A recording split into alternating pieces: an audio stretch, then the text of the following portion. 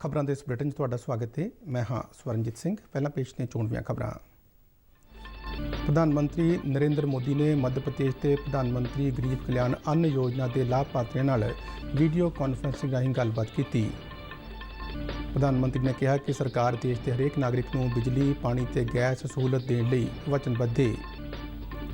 ਉਹਨਾਂ ਨੇ ਦੇਸ਼ ਵਾਸੀਆਂ ਨੂੰ ਆਉਂਦੇ ਤਿਉਹਾਰਾਂ ਦੌਰਾਨ ਕੋਰੋਨਾ ਦੇ ਫੈਲਾਅ ਨੂੰ ਰੋਕਣ ਲਈ ਕੋਰੋਨਾ ਪ੍ਰੋਟੋਕੋਲ ਦੇ ਦਿਸ਼ਾ ਨਿਰਦੇਸ਼ਾਂ ਦੀ ਸਖਤੀ ਨਾਲ ਪਾਲਣਾ ਕਰਨ ਦੀ ਅਪੀਲ ਕੀਤੀ।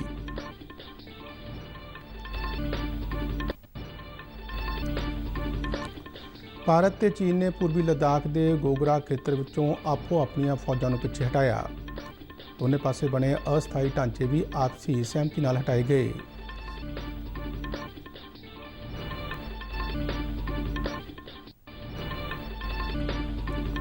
ਕੇਂਦਰ ਸਰਕਾਰ ਨੇ ਹੁਣ ਤੱਕ ਪ੍ਰਧਾਨ ਮੰਤਰੀ ਆਵਾਸ ਯੋਜਨਾ ਤਹਿਤ 1 ਕਰੋੜ 12 ਲੱਖ ਤੋਂ ਵੱਧ ਘਰਾਂ ਲਈ ਮਨਜ਼ੂਰੀ ਦਿੱਤੀ ਹੈ।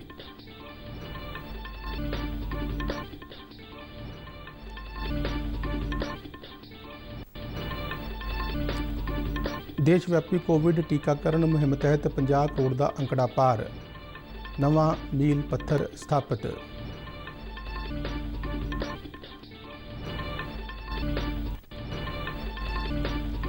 ਭਾਰਤ ਵਿੱਚ ਬੀਤੇ ਦਿਨ 38,628 ਨਵੇਂ ਕੋਰੋਨਾ ਮਾਮਲੇ ਦਰਜ।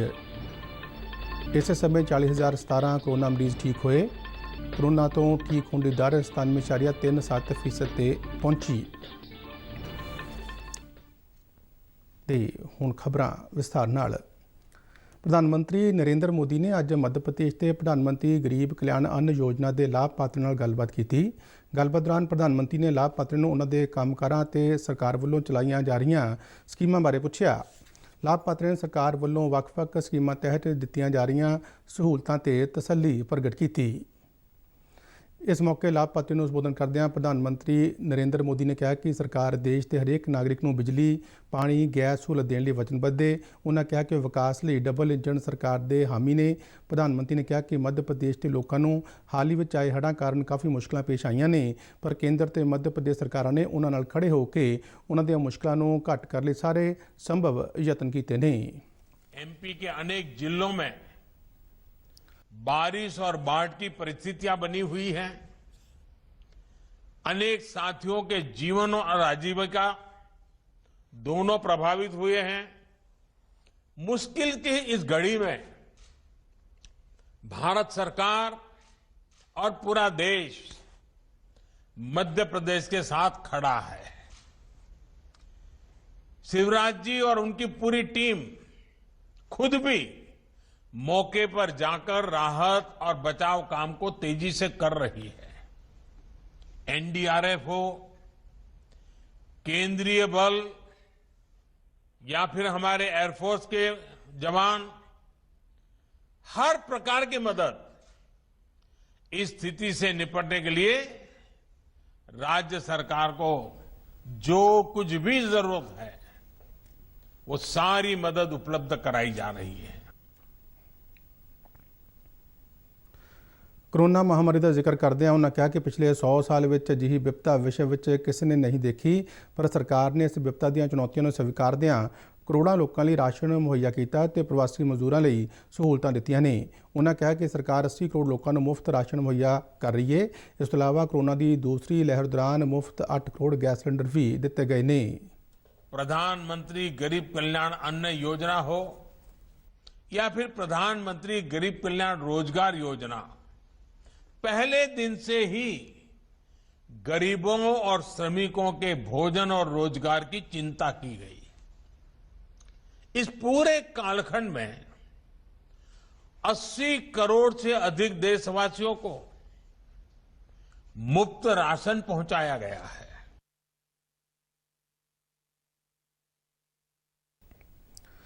ਪ੍ਰਧਾਨ ਮੰਤਰੀ ਨੇ ਕਿਹਾ ਕਿ ਜਨਧਨ ਸਕੀਮ ਤਹਿਤ ਯੋਗ ਲਾਭਪਾਤਰੀਆਂ ਦੇ ਖਾਤਿਆਂ ਵਿੱਚ ਰਾਸ਼ੀ ਸਿੱਧੀ ਤਬਦੀਲ ਕੀਤੀ ਗਈ ਹੈ।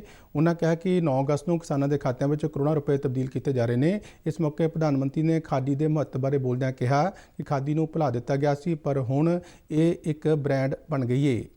बल्कि लॉकडाउन के दौरान हमारे 8 करोड़ से अधिक गरीब परिवारों को गैस सिलेंडर भी मुफ्त दिया गया। 80 करोड़ लोगों को अनाज 8 करोड़ लोगों को गैस भी। यही नहीं, लगभग 20 करोड़ से अधिक बहनों के जनधन बैंक खाते में लगभग 30,000 करोड़ रुपए सीधे कैश ट्रांसफर भी किए गए।